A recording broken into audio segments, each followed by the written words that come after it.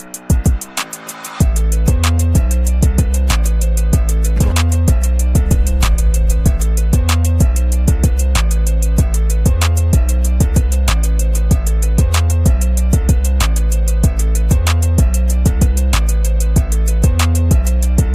welcome to another exciting episode of the Andre The Beast Crayton Show. Today is going to be an outstanding show. Not only do I have one of my homeboys from the same hometown I'm from, but he's definitely the future. And let me explain to you where I'm coming from. When you go from the military to a husband, a father, and then all of a sudden your dreams come to you just out of the blue because you surrendered your life to God. Not saying that he never did, but he surrendered it even more deeper, and doors start to evolve. I reached out to him because I saw the journey. I read the journey, and I said, and this is the year I got to have what I might call true beast on the show. He's definitely that true beast. I'd like to welcome to the show the one, the only, Mr. Will Ford. Welcome to the show, Will. Hey, Andre, thanks for having me today.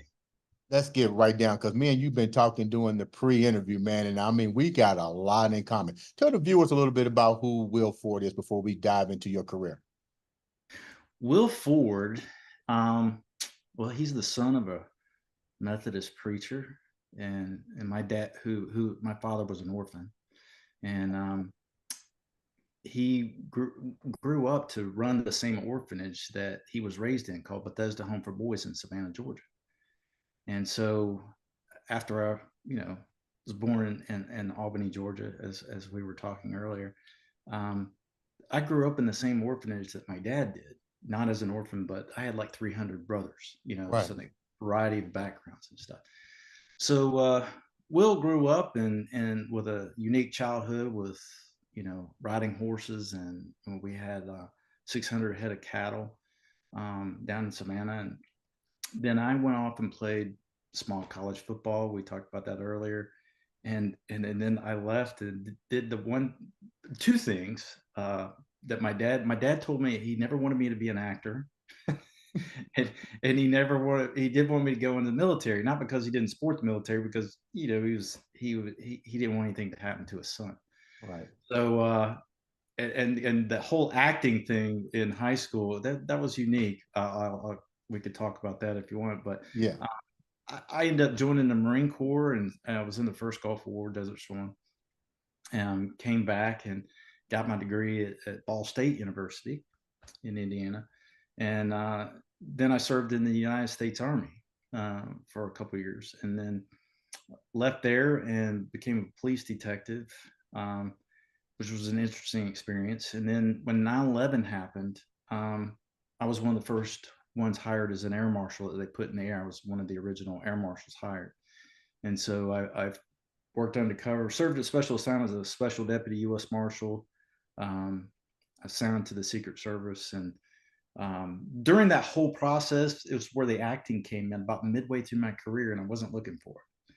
Right. And I had to get permission from Homeland Security actually to do it as a side gig, as an outside job. And they approved me to do it with the caveat that if anybody ever discovers that you're a marshal, we're going to pull your top secret clearance and you're out of a job. And wow. That was the condition, because nobody's supposed to know our identities at the time. Right. So, I really couldn't sign with an agent and pursue it acting full time. And so the way my journey on how God brought me around to is just weird, because it's what I wanted to pursue in high school. My father put his foot down and said, absolutely no, even though my teacher said, hey, he needs to study this in college. He needs to go off and, right. and study theater. And my dad said, absolutely not. He's going to get a real job. Well, when you went from Albany, Georgia, we're both from Albany, both born in the same hospital. Shouts out to Albany, GA. When did the journey take you to Savannah? How old were you when the journey took you from Albany to Savannah? I was 2 years old. my dad was a circuit preacher in and around the area of Albany. Okay. And so, yeah, so he was, preaching at Methodist Church near Albany. And, the churches back then would move pastors around quite frequently. Yeah. So, um, initially he got moved to Gordon, Georgia, Okay. and then was there for a short period of time. And then he took the job in Savannah. Okay. The orphanage off needed a director. It was the same orphanage he had grown. It's the oldest children's home in the United States. It was founded Really? by George Whitfield and James Oglethorpe, if I'm remembering that correctly. And so Dad got permission from the Methodist Church to stay a preacher at a Methodist church, but he accepted the appointment to be the director at Bethesda Home for Boys. And so we arrived in Savannah when I was 2 years old. You And said so, your dad, I didn't mean to cut you off. Well, you said your dad grew up in the same orphanage there yeah, in Savannah. yeah. Did he ever share with you some of the things that he went through as a child, as you know, because it's kind of wild to go back to the same orphanage and give to the orphanage. You know what I mean? Did he ever share with you what it was like for him before we get into what it was like for you growing up in that situation? Yeah, so Dad came from a very his a broken home in Savannah. His father died um, when he was just 2 years old, or 2 or 5, between 2 and 5. I may have gotten that mixed up, but he was like between 2 and 5 years old. His father died. It basically drank himself to death. Now he was not an abusive man, from what we know, Right. but just he had a problem with alcohol, Okay. and basically drank himself to death. That's all that we kind of know about that. His mother lived in the housing projects in Savannah. Was very, very poor, and he had siblings and stuff. And they came and took him away from her because she couldn't provide for him. And I'm giving you the abbreviated version. Right. Right. But he ended up being placed in Bethesda Home for Boys, which was the orphanage, one of the orphanages there in Savannah. So that's how he came to be there. Him and his brother Frank, my Right. uncle Frank, and they grew up there. What So was it like for you growing up there? Like, um, was it different than what, like going to school and stuff and just interactions and stuff? You got how many brothers that was your orphanage brothers? Over 200? yeah, anywhere it flowed, ebbed and flowed over time. So anywhere between 150 and 300. And what was so unique is my father didn't have a father. My father was a great man. He Right. gave me a foundation that and God that I'd ignored for most of my life. Right. But he didn't have a father to teach him how to be a father, Right. right? So in the orphanage, I was, there was a hierarchy with these boys, right? And I had to fend for myself. I didn't, Really? I was, I got beat up. I had to fight. It was almost, it's not like being in jail. I don't want to say that, but it was, I had to be one of them to, get respect. And I was picked on because I was the superintendent's son. I was just going to ask that. Yeah. Yeah. So I either had two choices: either run to dad and whine, because that's basically what the boys there came from broken homes and they didn't care, right? Right. So, I had to find my own way among them, and that could be rough. It was all good. It ended up making me a better person overall, Right. but I ended up developing, I have friendships to this day with some of those they're grown men now that we all grew up together, and, Right. and we're all like a fraternity.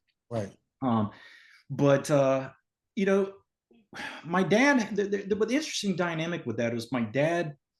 I felt for had more in common with the boys there than he did with me. Why you say that? Because he was one of them, and so it was not that he and I had a bad relationship, but later in life when we would talk, I mean, he had more in common with the boys there, and he spent a lot of time with them. Right. Because I wasn't there, actually a boy there, there was a lot of freedom that I had to roam the Right. 900 acres or whatever it was. I mean, and when we're talking, it's right along the barrier, the Moon River in Savannah. Okay. So I can get in a boat and row. And I had a boat, it was an old fishing boat that somebody had left, and I had it kind of hidden down in the marsh. And I would often row out to the barrier islands, Okay. and be all day by myself. And nobody ever questioned where I was. This was, of course, 40 something years ago. Right. So nobody ever questioned where I was or anything. So I had this freedom to explore like Tom Sawyer. So it was a really unique childhood. And dad was so involved with running the orphanage that there was a lot of times in my early years where the outside and nature and being outdoors kind of was that was my security, my where I found solace was being outside. If Well, that what makes do you think your father, let me put it where it makes a little sense. I can understand where your father's coming from because he had a lot more to he can relate to them because he grew up in there. But now you have you in a family. What do you think that he was protecting you from, and what you think he was trying to teach you prior to you growing up into the next part of your life, which is actually getting ready to go off to college or the military? What do you think he was protecting you from or trying to teach you? I don't know how conscious it was on his part. I do know mom had told me later, and my dad passed away in 2009, but he, I think that my dad saw a lot of himself in me. Mhm. In fact, this is so funny. We look almost identical. Uh, Really? they called me the carbon copy, and he's William H. Ford Sr., by the way. Okay. And I'm the youngest in the family, which is weird that I got named Junior, Right. because when I was born at Phoebe Putney Hospital, my mom actually wrote on the birth certificate, um, Andrew. Okay. So that was my original name, was Andrew. And within 3 days, my mom told my dad that he's not an Andrew, he's Junior. I don't know why, but he is Junior. Right. And so they had, before they filed the birth certificate, they had him erase it and change and put William, Henry Ford Jr. on my birth certificate. And I look exactly like my dad. We were the Right. same height practically. They called me the carbon copy. But I think my dad saw a lot of himself in me, and I'll tell you what I mean by that. There's a fire that I've always had, and you see it in, I guess you see it in Marines and people that serve in those jobs. Right. Uh, I will run to a threat as opposed to away from it. You know, I love the Marine Corps. Wasn't scared to go off to boot camp. It's just like, I mean, there's something there. If somebody's getting hurt or disenfranchised or beat up, Mhm. I'm probably going to be standing next to that person without thinking about it at all. Right. My dad grew up and he had to fight a lot at the orphanage growing up, because back then you had to fight, or or you had to put up or go home, Right. basically Right. growing up in those days. um, and so my dad saw that same fire in me, and it scared him, because when my dad got older, he vowed to put away that part of himself, that that fighter. Mhm. My dad became a preacher, and my dad expressed his fire in probably not so good healthy ways from his opinion. Right. If that makes any sense. So when Mhm. he became a preacher, he was like, okay, that part of me that was could be violent, I'm putting over here. Right. So then along comes his youngest son, who's, I mean, I was a soldier. I mean, I was playing soldier, and and being the superhero. And when I was a little kid, if I had a stick, I was like, I was freeing the people. I was. Right. I mean, that was just so ingrained in me. And my dad was like, "What do I do with this?" Right. Because for him, it manifested in it was a way of survival when he had no family and he was getting beat up all the time. Um, and so that was rough. And Right. so he was like, well, I don't know how to channel this little kid. He's wanting to charge over the mountain and, conquer the beast, Right. so to speak. And so I think that's where it came from. But I didn't have that same experience as my dad did. I mean, for the most part, I had a mom and dad, and I was blessed in that way. And yeah, I had to fight my way through my friendships growing up at Bethesda. But I persevered in a different way, and I channeled my fire. I played football in high school, and I went to Benedictine Military School in Savannah, and played football there, and then went off and played small college football, like we talked about. But I quit one day because I really wanted to be a Marine, Really. and ever since I was a little kid, don't know where it came from. I've got pictures that we found of me at 5 years old wearing Marine Corps T-shirts. My Mhm. parents, that nobody has any idea where I got them. Why do And you since think your dad was? Why do you think your dad was against? We're going to talk about the first part of your dad's against going to the military. Why was he? Why do you think he was so against it? Because you clearly had that vision ever since you was a child. You had that superhero because both my brothers were in the Marines, and I see that same fire that you have in them, and I saw it when they were growing up. But why do you think your dad was trying to protect you from going to the military at that? great question, and I know where it came from because we talked about this with him before, long before he died. Mhm. And when he was younger, and I hope I don't get my wars mixed up, but I believe it was Korea. When Korea broke out, he was a young man, and they were 17, and three or four of his friends said, "Hey, let's go." Back then, you could lie about your age and go down to the recruiting Right. office and find out. Nobody checked. You told a recruiter you're old enough. Hey, good enough for me.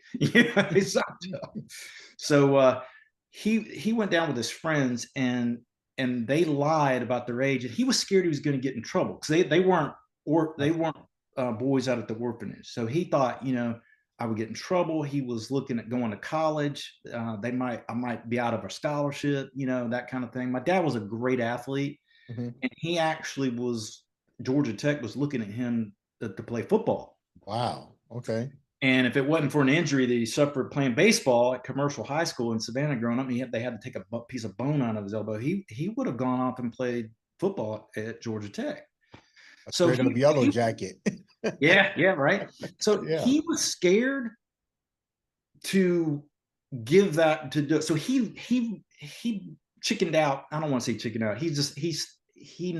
He backed out on the going down to the recruiting office at the last minute. Mhm. They went. None of them came home. Wow. So that impacted my dad tremendously. Okay. And in fact, so much that when Vietnam came along, my dad was already a preacher then. My dad was determined to volunteer for the chaplain corps, be a chaplain in the army, and he did.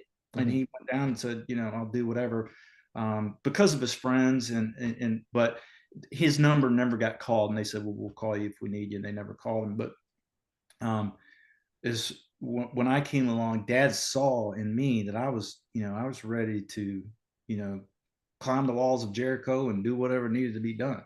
And When he didn't know what to do with that. right. So When you went to the military, you served your time, and I appreciate you doing that and all the individuals out there that serve for our country. But you came home into another war that you was called to lend your services, your skills, and that was 911. How did that impact you and to be called as a first responder, so to speak, and see the devastation? I remember this day when that happened. I was a school teacher in Cincinnati, Ohio, and it was on TV, and I literally thought I was watching a movie. And the teacher was like, "Hey, I got a phone call, and it was like, are you watching the news?" I said, I'm not sure if it's the news or if it's I don't know what I'm watching. And I remember the plane going into the thing, and I just bawled because I'm thinking, wow, we're under attack here. You're back on soil, but you have to be called to this. What was that like for you?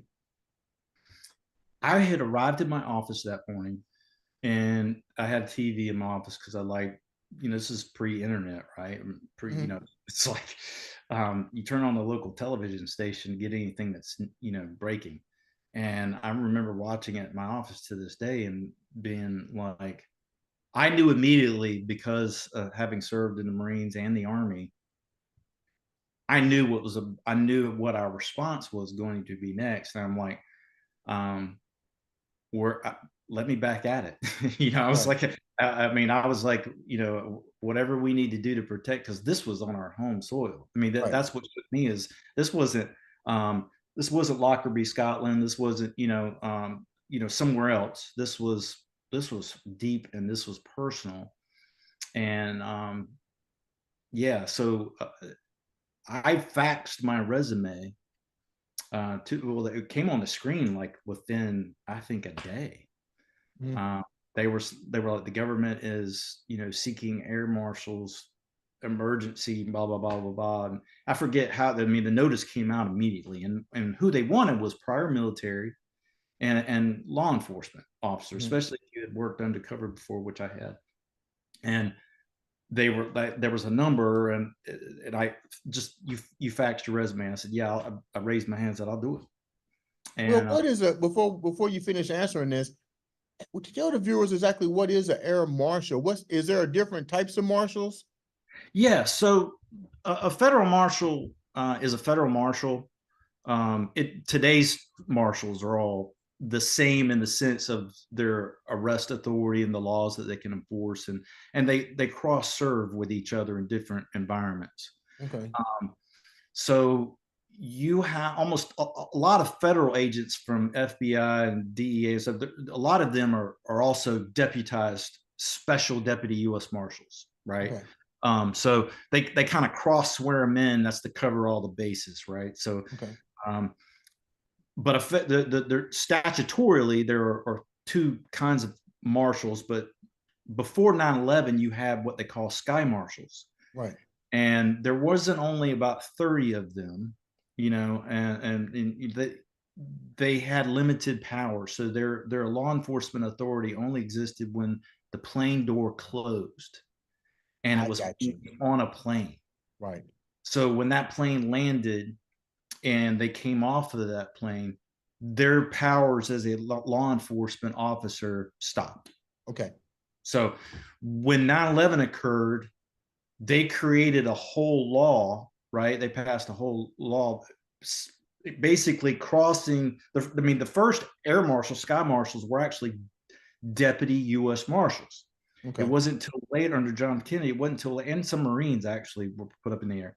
But later, they were uh, made their own little service. The Air Marshal program went under the FAA, and they had limited scope and authority.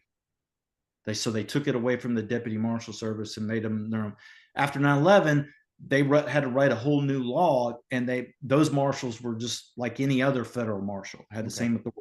And so um, you're a law enforcement officer 24 hours a day, 7 days a week. You have special authorities and working in other countries because you're working with their military and their law enforcement and that kind of stuff. Okay. So for practical purposes, the federal air marshals today, they have the same authority as any other federal agent, but their primary domain is going to be transportation hubs. You Okay. could think of planes, trains, and automobiles, and Okay. shipping ports as well is technically too. Okay. So when you have this authority and now you have to be at ground zero, how do you assess, how do you move forward to keep and trying to keep your own self and your own family safe and come home to them? You know, I guess for me it was like, you know, you just become laser focused. To me it wasn't any different than Desert Storm. You know, when I was a young Marine, and this is pre-internet, and so but we had an idea that something was about to kick off in the Middle East, and when Saddam Hussein invaded Kuwait, and we got briefed on the women and children that he killed when he went in there, and so we just, you focus solely on what your mission is, and you don't get caught up. For me, I don't get caught up in my head about this particular mission is protect. If I focus on my individual family members, I can't concentrate on my job. Right. Right. So those things, get compartmentalized and put to the back of your head. You only focus. I think if you're wired this way and you're wired to be a defender, I think you have an innate skill or ability to go, Psh, you know, these things go back here, and then to the forefront is what I immediately need to do right in front of me Mm. to protect the people on my right and my left and myself, and to accomplish the mission. You narrow it and you make it very, very simple. Okay.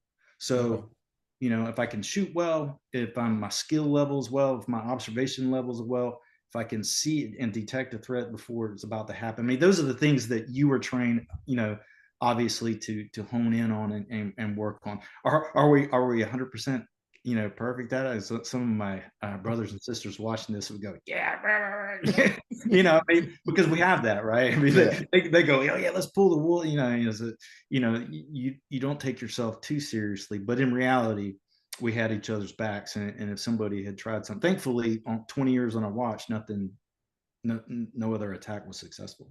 I appreciate that. And I can just imagine what that must have been like. Once again, thank you for being a part of what we need to keep us safe.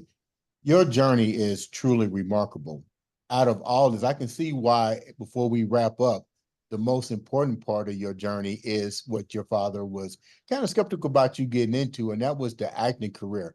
And you're about ready to star in a new movie. I guess I can let you tell what that movie is. But tell me about the individual that you met, one of my favorite directors, and how that all came to be.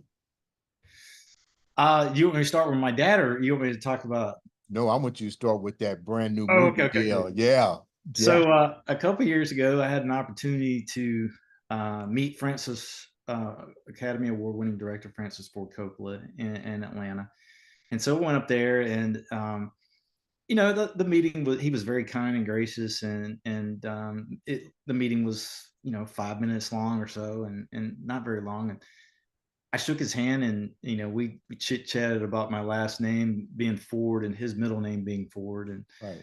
so we had small talk about that, and but I left out of there, and I didn't know that anything was going to come of it. And later that day, when I got home, I had an email from Bright and Daniels casting director, and saying, "Hey, we enjoyed meeting you. Mr. Coppola wants you to come back to Atlanta tomorrow to read with him in person. Are you available?" And I was like, "Yeah, yeah, Mm. absolutely."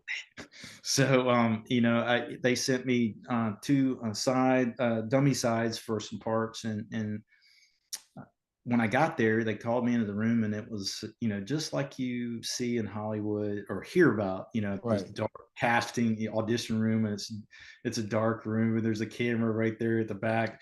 There's a table, and everybody's sitting around the table, and there's like one little light, so it's kind of dimly lit, and I was, thank God that I was on the inside. I was like, I was nervous, and I was glad that I had been a Marine, because I kept it all, in.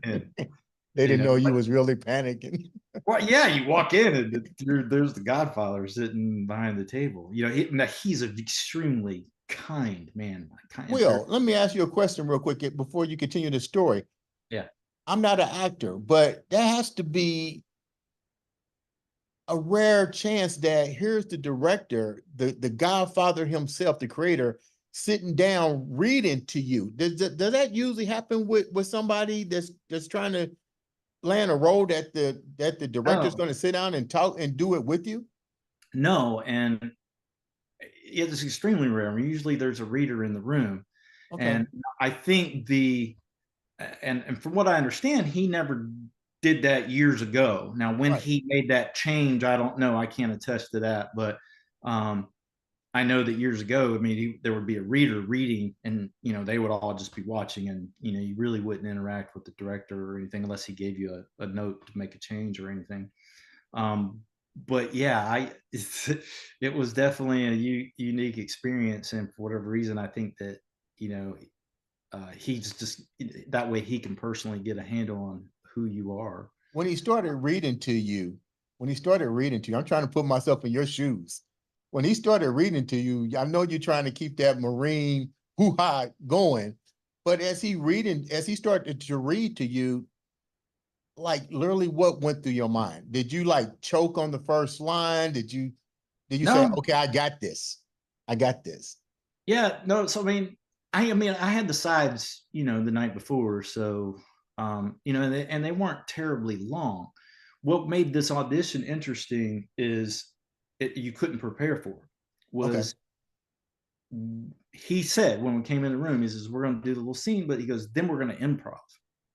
So basically, we're going off the page and we're going to continue this conversation as if it was an extended, drawn out scene. And so, that part of it was intimidating because you're kind of bantering back and forth with him, and I don't remember all what you know specifically uh, you Yeah. know was said between him and I at one point, but um, I think at one point he kind of tested me and to see if I would break scene. There was a moment where I said something to him, and he stopped and he said, it's okay, you can improv. Really? And I felt like he was just, I mean, I was improving, but I kind of felt, on appearance, it would say, did I just fool Francis Ford Coppola? Did he not know that I'm still in character? Right. But then you're sitting there going, I think he was testing me just to see if my experience level, if I would break the scene. Right. If your scene partner breaks the scene, you're supposed to continue on because they can still get footage from you, at Right. least what I've been taught. And so I just kept locked on him, and I didn't move my head. And then finally he continued on with the scene, and I just chalked it up to that was he was testing me to see if I would break the scene or if it would fluster me.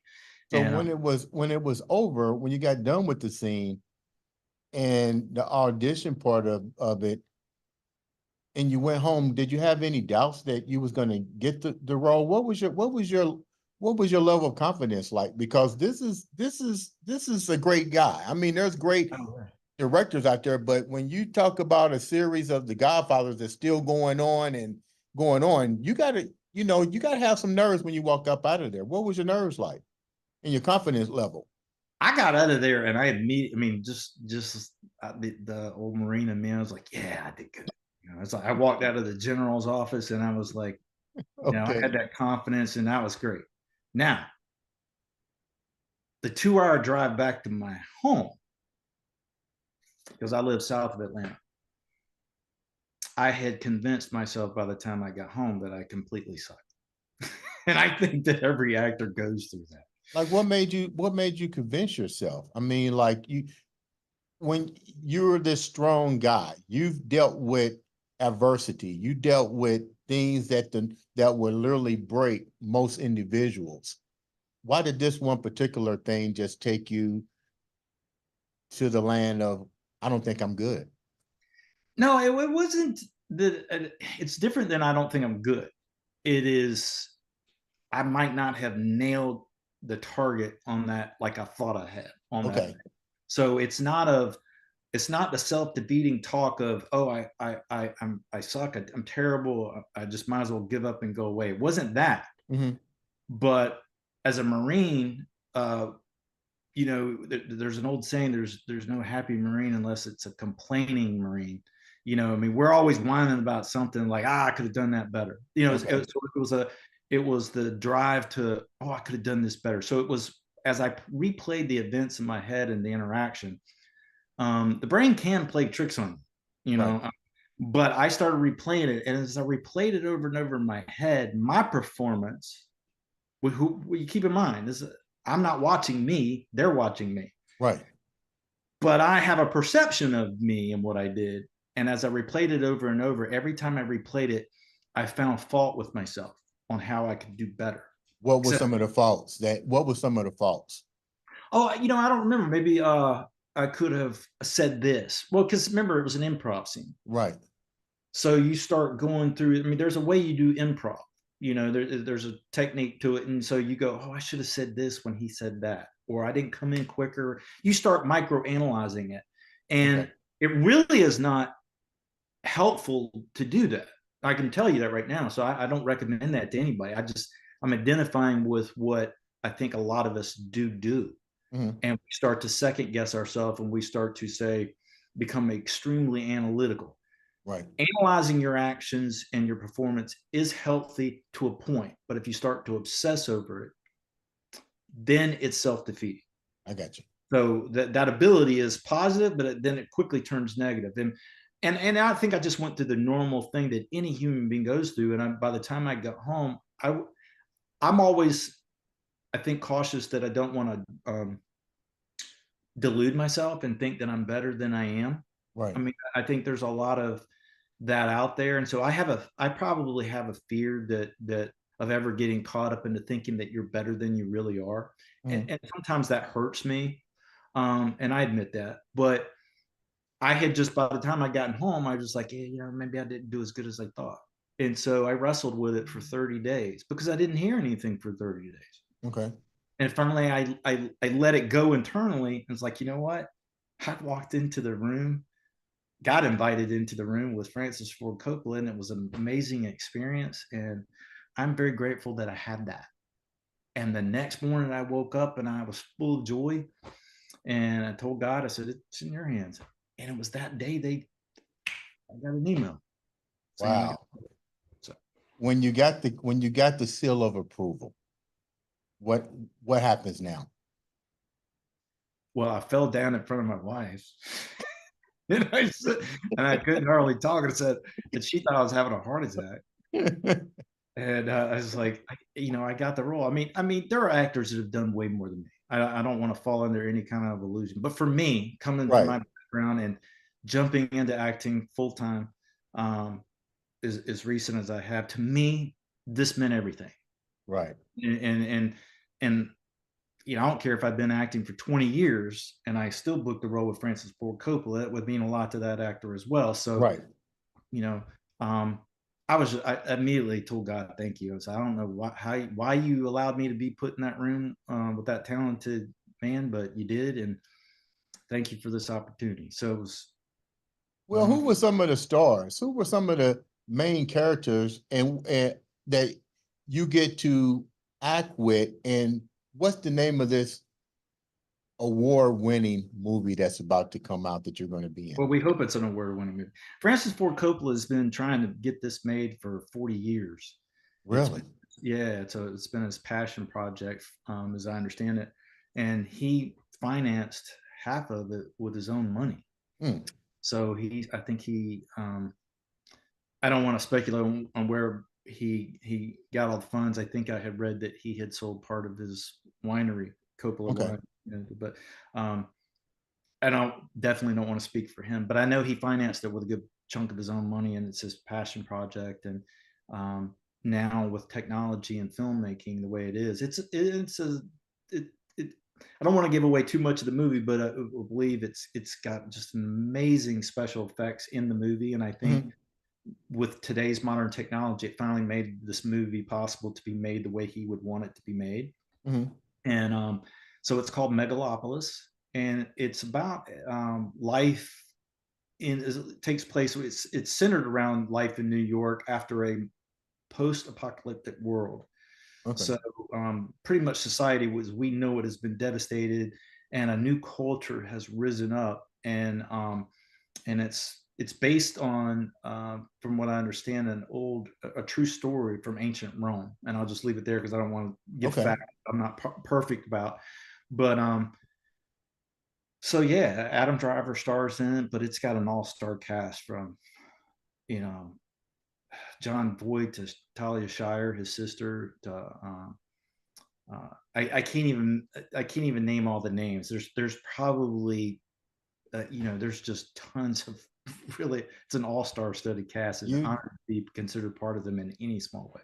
you definitely have been blessed, and I like the way you narrated your story because your father clearly was a major impact in your journey? The things that he feared the most, you showed him, God rest his soul, that you've conquered the things that he feared, which was the military, which was becoming an actor, and basically being the superhero that you said you always thought you would be. Um, I really appreciate you taking the time to come on and share this remarkable story. And not only that, to find out that we were both born in Phoebe Putney Memorial Hospital. I know. I'm sure we probably were in the same baby room. We was probably talking and didn't Yeah, even know. Don't yeah. remember. How can the viewers reach out to you? Do you have a fan page, or how can they, do you know when the movie's going to come out? How can the viewers reach out to you? Well, I'm on Facebook. Will Ford on Facebook. Hopefully, it's not too hard to find me. My photo is one with black and white, and I'm wearing a cowboy hat, so I love that photo it's too, got by a the Marine way. Corps emblem Yeah, in the background. yeah. I'm on Instagram at will.ford.junior. So there's a lot of Will Ford Juniors out there, as I have discovered, but in some variation, but it's at will.ford.junior and on Instagram. Before we wrap up, leave the viewers with that inspiration that you and only you wake up to every day. Because I know you definitely have that beast mindset. You. I mean, it's unreal. Your life is really. He should be making a movie about you. Leave the viewers with something that only you can leave them with. Will. Well, number one is God's mercies are new every morning. So get up each morning and burn the records of the day before. Okay. That is the only way that you can walk away from your past. Every morning you wake up, I don't care if you're struggling with anything personally, whether it's addiction or troubled family or health issues. Wake up each morning realizing that this is a new day. God's mercies are new every single morning. And you will never go into your future unless you burn the records of yesterday. I don't care what it is. Everybody can rise up and with that mindset. Ladies and gentlemen, With the power of God, I believe. this has been Will Ford in another exciting episode of the Andre the Beast Crayton Show. Thank you. That was good. Okay, don't go nowhere, Will. We're gonna do the teaser. That was awesome. Okay. Did we miss anything that you wanted to cover? Probably one thing that was probably interesting. I asked my mom when acting came about. Okay. I asked my mom. I said, "Why did Dad, say no to me studying acting when I went off to college?" And she had said something to me. She said, "Well, she goes, I really think that he believed that he was afraid that you would be successful at it and it would destroy you, and he was afraid that you would fail at it and that would destroy you." Because he didn't think that my heart was mature in God or had settled. I was too hot. I had not matured. I had not settled down. How did that make you feel knowing that she shared that with you? How to what? How did that make you feel when she expressed that to you? It made sense. It made sense because I knew me back then. I wanted to conquer the world. I wanted to do all the things. And I think that, when you read about, now I'm not saying that I would have been a celebrity back then or anything of that nature, but let's just say that I had. There are a lot of actors who were thrust in fame and limelight so quick. Mm-hmm. And we're quick to judge them because of maybe some public mistakes that they have made. Right. You don't know what that does to people. And I think that's a sobering thought when if you thrust money, power, and popularity on somebody who does not have a grounded life or people around them to ground them. my goodness, that's, you know what? That's tough. That's almost not fair to do to people. And so I have empathy for people that had that thrust on, fame on them and have made bad choices. And I'm not excusing, different behaviors, but I'm just like, you know what? That made sense what dad was saying. Mhm. Was it mature to handle any success? What do you miss the most about your dad? What do you miss the most about your dad right now? Now that you you've conquered the fears that he had and you conquered your fears. What's the one thing that you miss the most about your dad right now? My dad had a very calming effect, a peace about him. So when my soul feels anxious at times, of course, now I pray. But there are many times I wish I could just sit down with him and talk for 5 minutes because he had a way of just leaning back. Well, I think this, son. And I miss that. I miss that. That hit just calming effect. Okay, so what we're gonna do, Will, is I'm gonna make sure this gets in there. So what we're doing, we edit it, we'll slide it right in. You know how the movie works. We'll slide it right in. You won't even know the difference. Yeah, don't Okay, worry. so you ready to do the trailer? Yeah. So I'm gonna say on this episode of the Andre the Beast Crayton Show, we're talking with Will Ford, and then you say, "Hey, I'm Will Ford." Blah blah blah. Just a call to action. It's like less than 10 seconds. Did you just want me to say my name, or do you want me to say I'm an actor, or what do you? I'll let you say your name. Let me see what I want to say. Okay, sounds good. What's the name of that movie again? Metropolitan. Megalopolis. It comes That out even this year. that even sounds futuristic. I know, right? Yeah. Okay, so what I'm gonna do is I'm gonna say on the next episode of the Andre the Beast Crayton Show, um, we're talking U.S. Marshal. You know that's my favorite movie, right? With Wesley Snipes. I I Yeah. love that movie. So we're gonna say I'm gonna say on the next episode we're talking with the real U.S. Marshal, and then you come in with a skip. Okay. All right. Ugh. Okay. 1, 2, 3. On the next episode of the Andre the Beast Crayton Show, we're talking with the real U.S. Marshal. Hi, everyone. My name is Will Ford. You gotta keep going. You gotta say, "Oh, Yeah, I didn't. I actually, if you wanted me to say just my name, I thought you told me to just say my name. no, yeah, I do." But you gotta say, "Hi, I'm Will Ford." On this episode, you're gonna know about my journey from the orphanage to Oh, U.S. okay. Marshal. Blah blah. Just a little bit about what the story is. Okay. Okay. And then when you get done, and I come in and say on the next episode that and more on the Andre the Beast Crayton Show. Okay. Okay. Gotcha. Don't worry if we mess up. This is the part everybody screws up. This is the blooper part. Okay. 1, 2, 3. On the next episode of the Andre the Beast Crayton Show, we're talking with the real U.S. Marshal. Hi, everyone. My name is Will Ford. I'm a actor based here in Atlanta, but I will share with you my journey growing up in an orphanage through the United States Marine Corps, U.S. Army, and finally to being an actor. That and more on the next Andre the Beast Crayton Show.